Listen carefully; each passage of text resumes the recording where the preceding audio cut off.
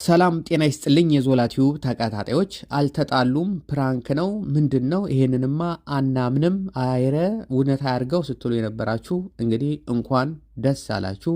በመጨረሻም በእንባ ታጥቦ ይቅርታ ጠይቆ ገብቷል። ምክንያቱም እንክብካቤ የለም። ከአንቺ ከተለያየው ጀምሮ ምሳም ቁርስም ራትም ውጪ ነው የምበላው። አልጋ ላይ ቁጭ ብዬ እያመጣ ባፍ የሚያጎርሰኝ የለም ሲል ተጸጽቶ ይቅርታ ጠይቋል። አንቺ የተኮሽውን ልብስ ነው እስከ ዛሬ ድረስ ስለብስ የነበረው። ልብሴን እንኳን የሚተኩስልኝ አጣው። አረምን የሚተኩስልኝ ብቻ ብድግ አድርጎ እንኳን የሚያለብሰኝ አጣው። አንቺ ነበርሽ እኮ ልብሴን ተኩሰሽ አጥበሽ ተኩሰሽ፣ በዛ ላይ ደግሞ ፍቅር ተነስ ብለሽ ቁርሴን አብልተሽ ውሃዬን አጠጥተሽ እንዲህ አንተ እኔ እያለው ነው ወይ አንተ የምትለብሰው ብለሽ እኔን አልብሰሽኝ እኮ ግንባሬን ስመሽ ከንፈሬን እንኳን አይደለም ወደ ውጭ የምሸኘኝ አንቺ ነሽ። አሁን ግን ይሄ ሁሉ ነገር ቀርቶብኛል።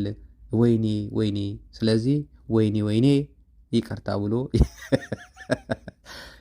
ብሎ እንግዲህ ታርቀዋል። በእውነት ይሄ ደስ የሚል ነገር ነው። ወደ ቁም ነገሩ ስንሄድ በጣም ደስ ይላል።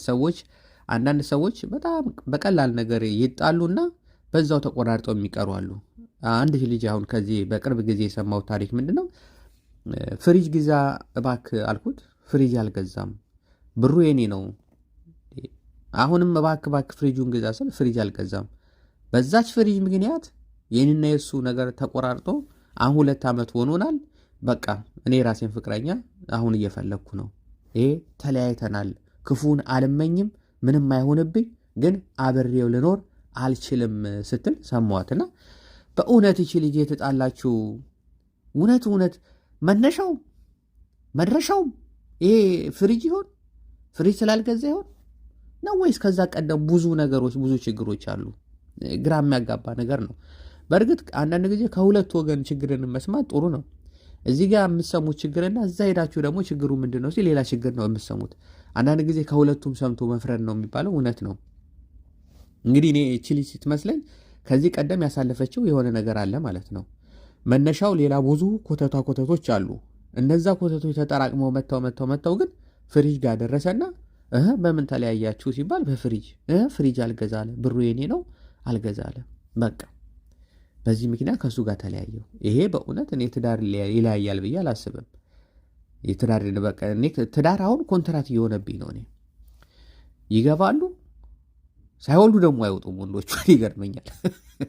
ሁሉም በቃ ወልዶ ነው ይወልዳሉ። ምን አለ ሳትወልዱ ብትለያዩ? ይሄ እኮ ሳትወልዱ ብትለያዩ እኮ በጣም ምርጥ እኮ ነው። ከምርጦች ሁሉ ምርጥ ነው። ምክንያቱም መካከል ላይ የሚሰቃይ ሰው አይኖርም በእናንተ ምክንያት። አሁን የቅዱስ ልጅ እርግጠኛ ነኝ ቅዱስን ይናፍቀዋል። አባቱ ነው።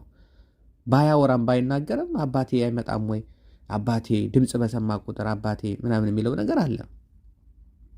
ሳይወልዱ ቢለያዩ እኮ ሌላ ሰው በመካከል ላይ አይሰቃይም። ልጆች በጣም ነው የሚሰቃዩት። አባታቸውን ይፈልጋሉ። አባት የሶፋ ድምቀት ነው ይባላል እኮ። ከውጭ ስትገቡ አባታችሁ ሶፋ ላይ ቁጭ ብሎ ስታዩት ደስ ነው የሚላችሁ አይደል? ስለዚህ እንደው የምትጣሉ ሰዎች መጣላታችሁ ካልቀረ ሳትወልዱ ተጣሉ። ምክንያቱም ከወለዳችሁ በኋላ ልጆች በእናንተ ፍቅር፣ ልጆች በእናንተ ሁኔታ ይሰቃያሉ። አንዴ ማማ ጋ ሲሉ፣ አንዴ ባባ ጋ ሲሉ፣ የእናንተን ሲናፍቁ፣ ጠረንን ሲናፍቁ፣ ምን ሲናፍቁ አብረህ አድርገህ ከወር ጀምሮ የሚያቅህ ከወር ጀምሮ የምታቅፉት ልጅ፣ ከወር ጀምሮ ያሳደጋችሁት ልጅ ጥላችሁ ስትሄድ በጣም ከባድ ነውና በዚህ ላይ እንደው ትኩረት ብታደርጉ ኮንትራት ትዳርን የምትይዙ ሰዎች ኮንትራታችሁ ሳትወልዱ ቢያልቅ ጥሩ ነው። ማለቁ ካልቀረ ኮንትራቱ ሳትወልዱ ቢያልቅ መልካም ነው። ሌላ ሰው መሀል ላይ እንዳይሰቃይ። ያው ልዩ ረዥም ጊዜ በፍቅር አሳልፋችኋል። በቲክቶክም በኢንስታግራሙም በተለያዩ ነገር ለረዥም ጊዜ እናውቃችኋለን። አሁን ግን ያ ሁሉ ነገር ሆኖ ልክ ስትወልድ ላጥ ብሎ ወጣ እና ይሄ አግባብ አይደለም። ሌላ ሰው ይሰቃያል። ይሄም ሆነ ያ ግን የእናንተ ፍቅር ብዙ ሰዎችን ግራ ያጋባ፣ ብዙ ሰዎችንም ያስጨነቀ፣ ይሄ ነገር እንዴት ይሆናል? እኛ ስናግባ ወይ ይሄን እያየን እንዴት ነው ትዳር የምንፈልገው? ይሄ መሰለ ፍቅር የማይዘልቅ ከሆነ የእኛስ ነገር ምንድን ነው ዕጣ ክፍላችን? ስለዚህ እኔ ማግባቴን አቆሚያለሁ የሚሉ ብዙ ሰዎችን አይቻለሁና ሰው የየራሱ እህል ውሃ ነው ያለው።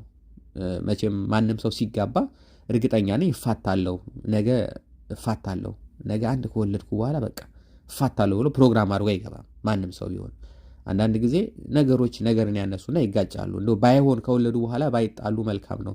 ነገሩን ቻል ቢያደርጉት መልካም ነው። ለሁለቱ ብቻ ስሜት ሳይሆን መካከል ላይ ሌላ የሆነ የመጣ ስሜት ስላለ ከባድ የእነሱን የሁለቱንም ፍቅር ከወለዱ በኋላ እኮ የልጅ ነው ወደ ልጅ ነው የሚሄደው ነገሩና መሀል ላይ የሚፈለግ ነገር ስላለ ያን ነገር ቻል ቢያደርጉት መልካም ነው በማለት ነው እንጂ በጣም ብዙዎቹ ሳይሆን በአጠቃላይ መቼም ሰርግን የሚያህል ደግሶ እወቁልኝ ብሎ ሚዲያ ላይ አውጥቶ ባሌ ነው ብሎ ምናምን ሚስቴ ነች ብላ ምናምን እንደዚህ ሆኖ የሁሉ ሆኖ መቼም እንጣላለን የሚል ፕሮግራም አይኖራቸውም። ያው መጨረሻ ላይ ግን የሆነ ሆኖ በሆነች ነገር ላይ በማይረባ ነገር ይጣሉና ይለያያሉ። አሁን ደግሞ በዚህ ጊዜ ደግሞ አስታራቂ የለም፣ እሳት ለኳሽ ነው ያለው። ድሮም አይመቸኝም ነበር የሚል ነው ያለው።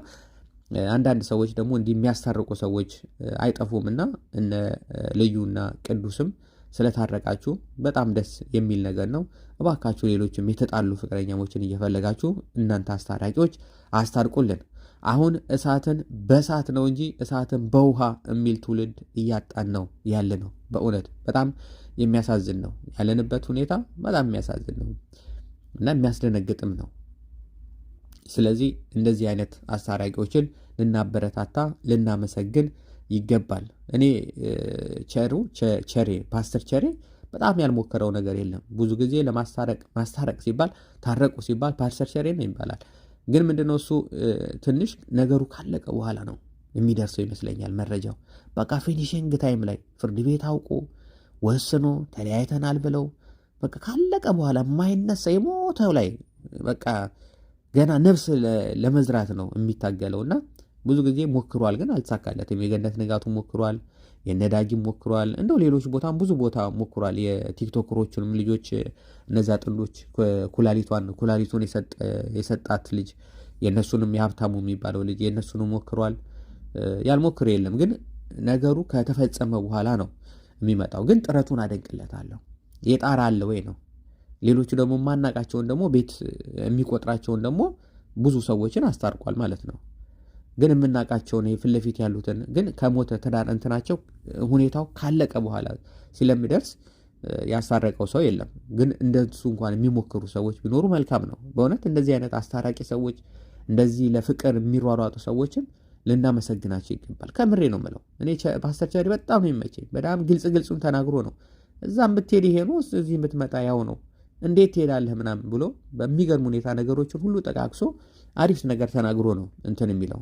እሱ እያለ መቼም ሀሳባቸው እንትን ሊል ይችላል። በቃ እናስብበት በአንድ ቀን ብለው ከሄዱ በኋላ ግን ያው ይሄ ነገርማ ከእሷ ጋር አልቀጥልም ብለው ይወስናሉ። ለማንኛውም የምታስታርቁ ሰዎች በጣም እናመሰግናለን። ልዩና ፍቅርም በፍቅር 1000 ዓመት ኑሩ። ደግማችሁ በአናቱ ውለዱ፣ ክበዱ። ደግሞ ልጅ አብዥበትና ጭራሽ ልጅ ለሁለተኛ ጊዜ ወጥቶ ደግሞ አስታራቂ እንዳናጣ። መልካም ቆይታ። ባይ ባይ።